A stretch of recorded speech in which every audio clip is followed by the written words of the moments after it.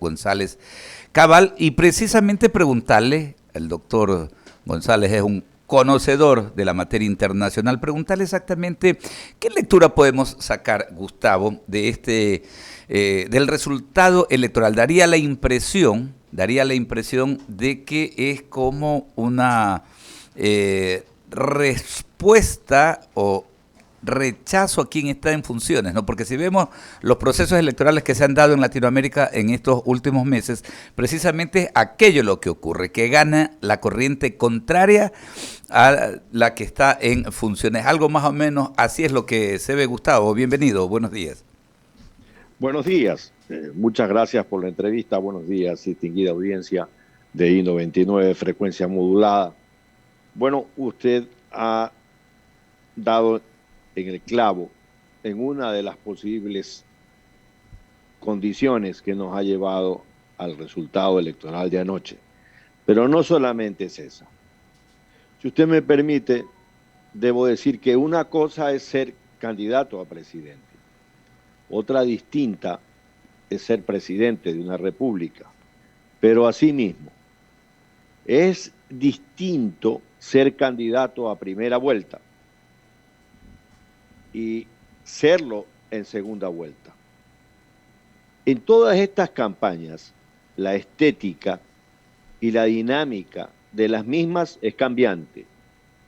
Usted podrá observar que con más de 4 millones de votos en primera vuelta, el señor José Antonio Kast fue el ganador de la primera vuelta. El señor Boric quedó de segundo y en tercer y cuarto lugar habían votos del centro derecha chileno. No, básicamente estaba allí un candidato muy especial porque ni siquiera había vivido en Chile la campaña, me refiero a Franco Parisi. En todo caso, yo personalmente creo que este resultado electoral, que no lo esperaba ni el propio Boric por la diferencia electoral del mismo, recordemos que en Chile el voto no es obligatorio. Exacto. ¿No?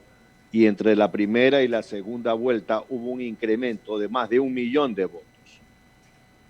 La movilización electoral ocasionó que Boric tenga un discurso distinto. Su dinámica fue completamente diferente entre la primera y la segunda vuelta.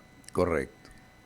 En tanto, el señor Kast se quedó un poco entrampado en no tener nada nuevo que decir, sobre todo en temas tan cruciales para Chile, como es el tema de la seguridad social, como es el tema del uso del agua, que ahí hay un tema que tiene que ser tratado. La diversidad de género, el señor Kast es un hombre de una derecha sin complejos.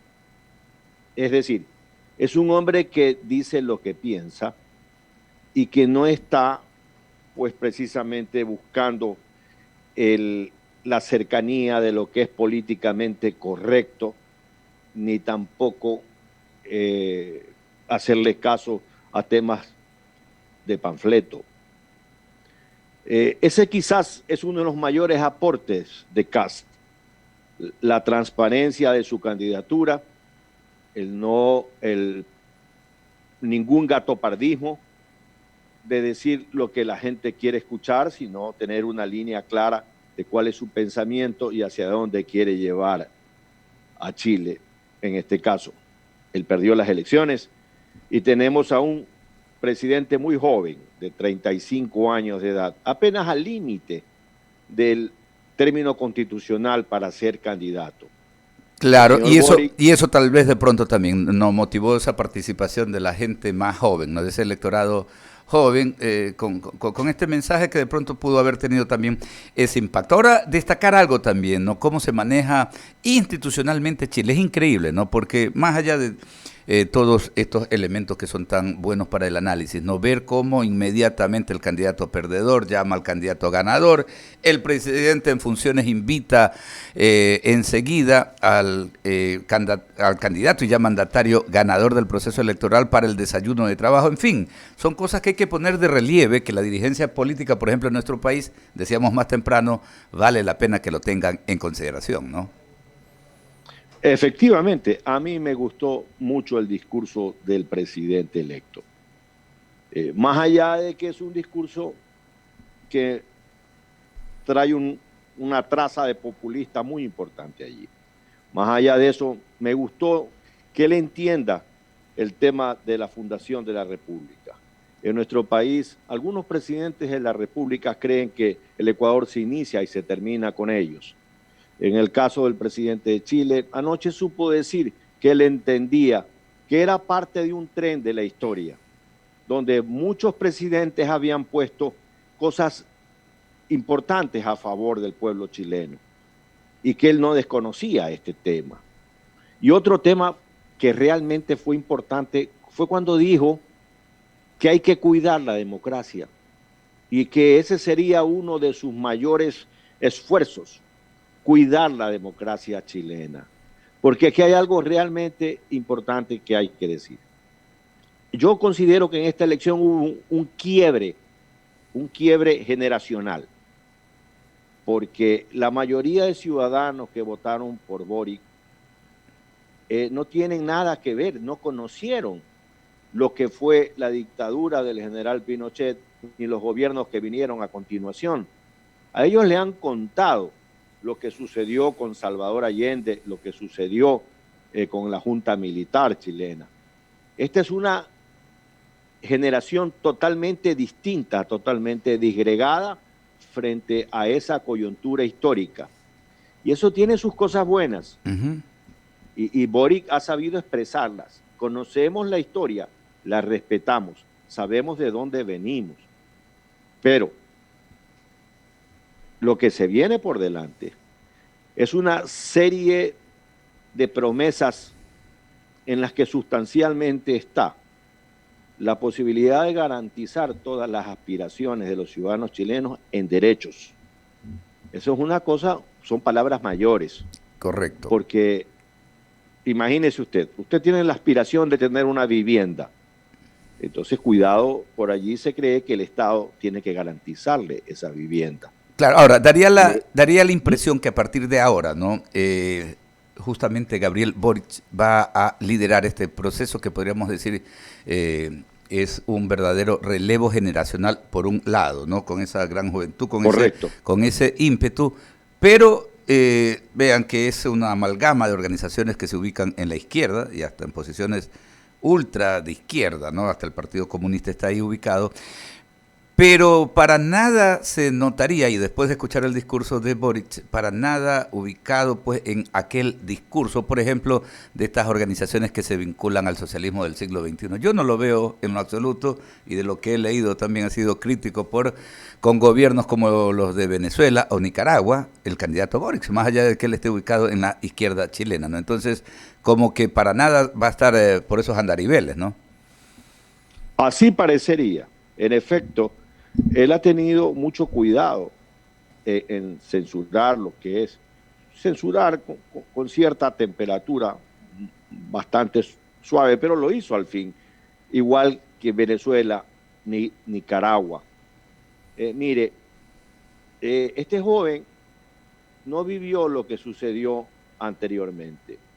Es decir, un presidente que fue 5 veces candidato ganó una elección, Salvador Allende, pero no ganó por el voto popular. Esa elección, la Constitución de Chile de ese entonces, decía que si no se completaba un determinado número de votos de los candidatos, el Congreso tenía que definir quién era el presidente. Y entonces hubo un pacto entre la democracia cristiana y el Partido Comunista, de quien era candidato Salvador Allende, claro, por 5ª ocasión. A través de la Unidad Popular, sí. Correcto. Entonces allí en ese momento se puso a Salvador Allende. Y entonces hubieron muchos sectores radicales que empujaron al gobierno de Allende a una serie de situaciones. Y digo esto porque, por ejemplo, el día sábado salió el presidente Maduro de Colombia, el señor Maduro, déjeme llamarlo con propiedad, el señor Maduro con una camiseta en la que estaba Boric presidente y la cara de Salvador Allende. Entonces, en la campaña presidencial de Chile también jugaron viejos fantasmas, ¿no? Fantasmas del pasado se aparecieron aquí, se apareció Allende, se apareció Pinochet. Nunca olvide usted que el hermano mayor de Kast fue ministro del general Pinochet y fue presidente del Banco Central de Chile en el gobierno de la Junta Militar. Y eso no era ningún inconveniente para Kast. Él no tenía ningún tipo de complejo frente a eso. Entonces, lo que sucedió en la década de los 70 con Salvador Allende tiene un eco histórico, ¿no? Tal vez la frase "se abrirán las anchas alamedas por donde circulará el hombre nuevo". Esperamos que este hombre nuevo, porque ese fue el último discurso que dio Salvador Allende, que lo transmitió Radio Portales el día 11 de septiembre, cuando se dio el golpe de Estado. Esperamos que ese hombre nuevo entienda que una cosa es lo ideal, otra cosa es lo posible. Correcto. Pero mejor lo necesario. Claro, ya lo decía usted, Gustavo, justamente el hecho de que una cosa es ser candidato y otra cosa ya el momento, y esto llegará pues el 11 de marzo del próximo 2022 cuando le toque pues a Gabriel Boric asumir.